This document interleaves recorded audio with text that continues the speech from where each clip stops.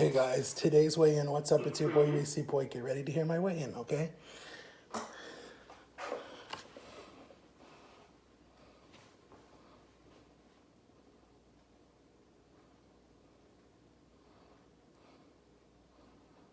£566.2. Wow, guys, I lost a lot of weight. 562 pounds. 566.2.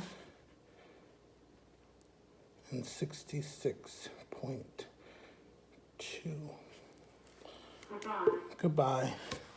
Okay, guys, now I'm going to go sit down and take my medication. Come along with me. Okay, grab this. That's a bad angle. A bad angle.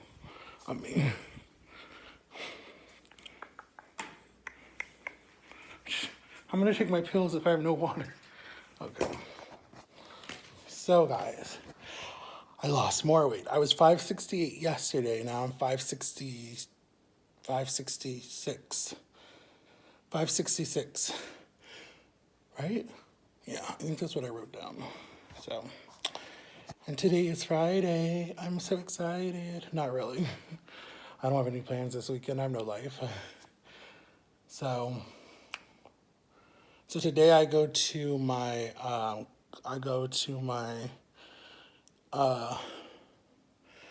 cardiologist. I don't know who I'm going to. I'll let you guys know when I get there. But they're gonna tell me today if I have to be on Coumadin the rest of my life or I don't.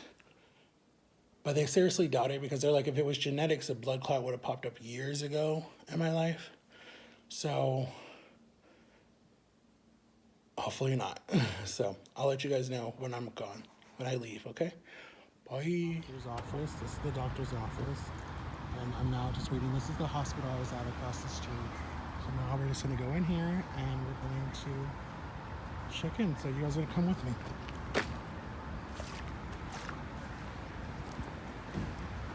And my shoes are so slippery.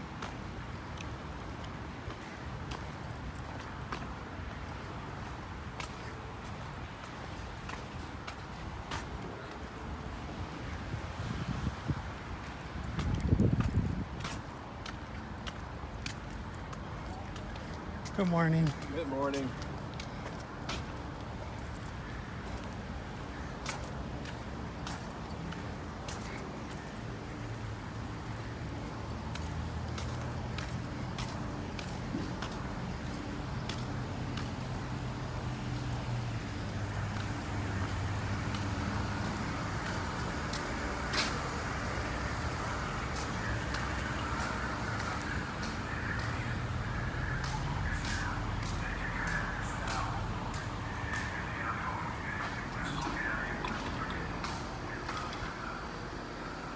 Okay, so this is inside the hospital. I gotta go all the way upstairs to the second floor.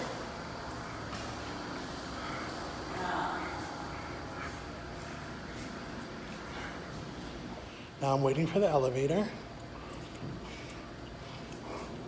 Oops. Good morning. Thank you. Now I'm going to the second floor.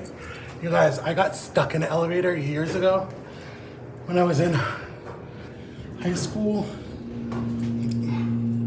My face is so shiny, the lotion. I put a lot of lotion on my face.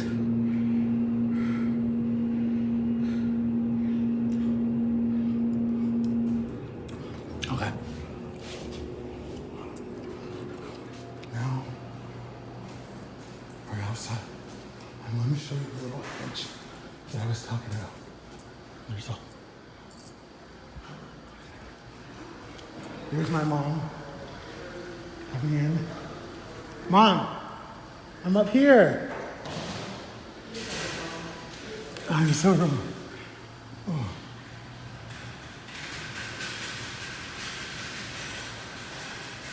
Okay. And then my doctor's office is down there around the corner. So I'll show you guys when I get inside.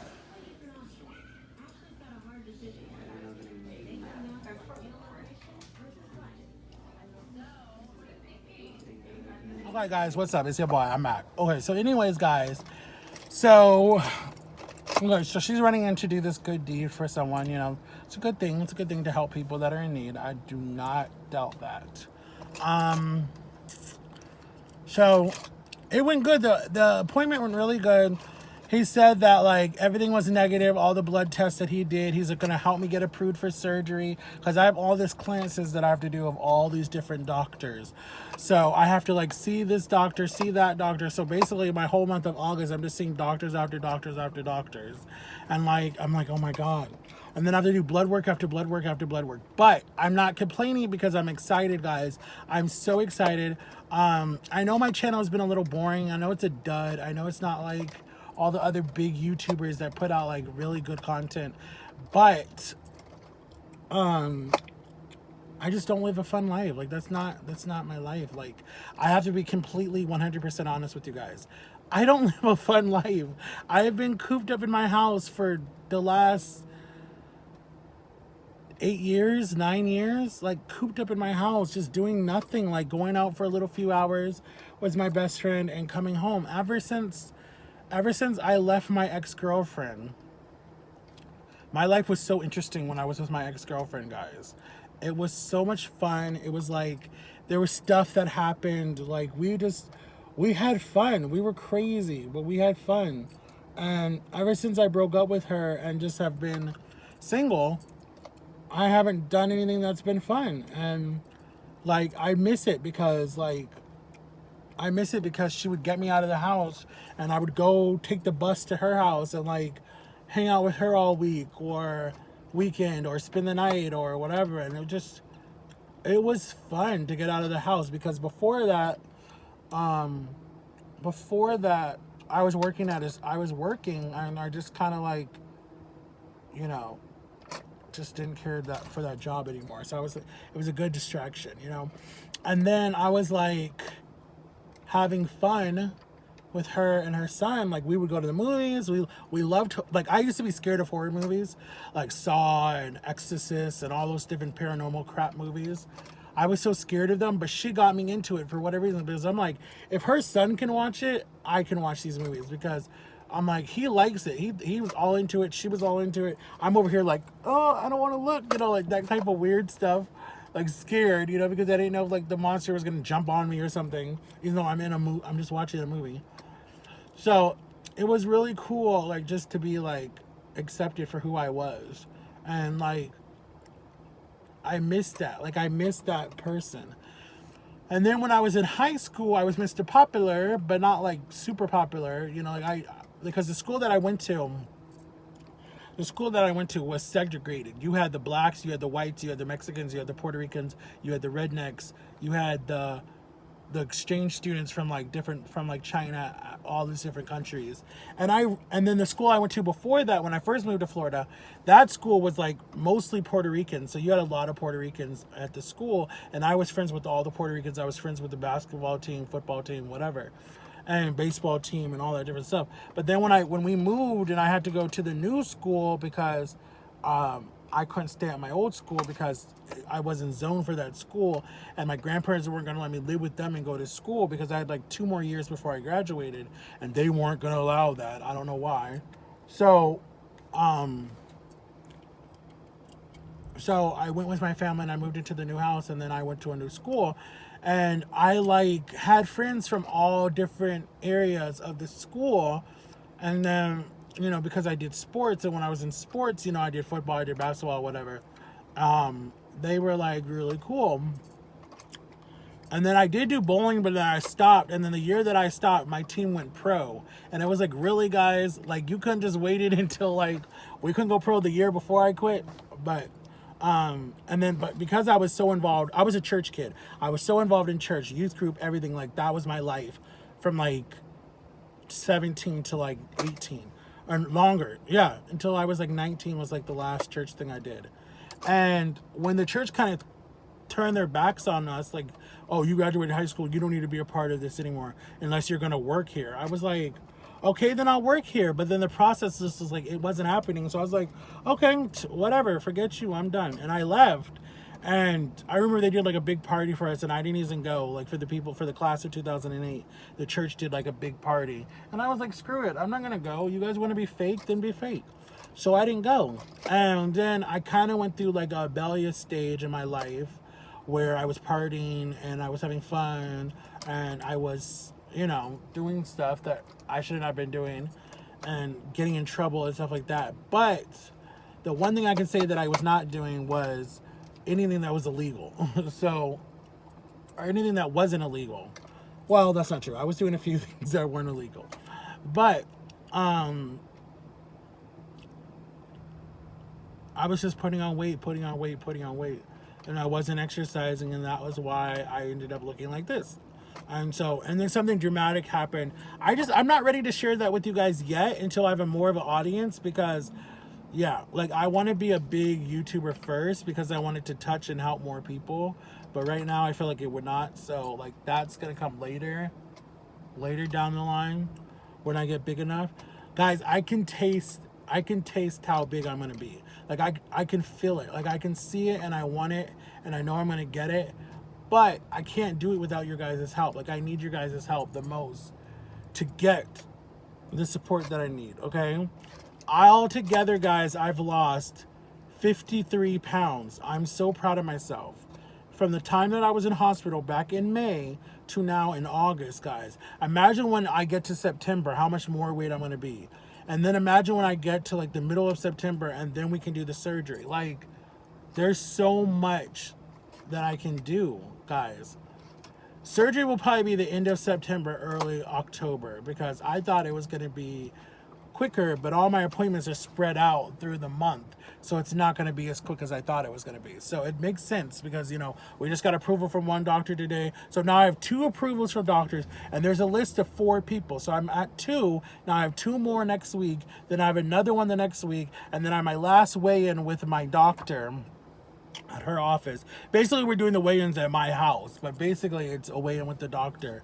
And then I see the nutritionist next Wednesday. Then I have my first not first meet and greet, I wish. I have my first pro whatever it's called. It's a class that you have to go to before surgery. They want you to go to one class before surgery, and then they want you to go to a support class after surgery to be with other people that have had the surgery, because they said you will go through a depression, you will have anxiety, you will have stuff happen and if you already were depressed and have anxiety before, it's going to triple, because you're going to be like, why did I do this? You're going to feel like, oh my God, it'll never be the same again, because you can't eat nothing ever again the same. Like, I can never have a soda again, I can never have chips again, I can never have pizza again. You have to stay on the strict diet for the rest of your life.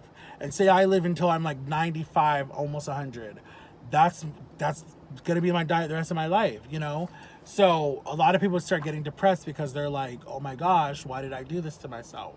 My thing is, here's my thing, guys. Here's my thing. I want it. All right. I need some type of discipline to know, look, you can't go over. Because if I don't get disciplined now in my life with my diet, because I learned that it's addiction. My mother was an alcoholic, so I got the addiction from that. There's different types of addictions. So addiction was already in my bloodstream when I was born, and mine was food. It started with my first baby bottle. My mom and dad were like, he would bust in the door, I'm hungry, at 4, 3 in the morning, and want his food. And so that was a part of my addiction, was food as a child. But I was a skinny child because I was active. But then when I hit 12, it was like, boom. Now we're gonna start putting on the weight as I got into my teens. And then I have addiction it's my addiction, but I have abandonment issues because I was adopted. So I cling on to people. I've had a lot of relationships in my life that I've ruined because I was too clingy. Like I have to be with this person, I have to sit next to this person, I want to be with this person.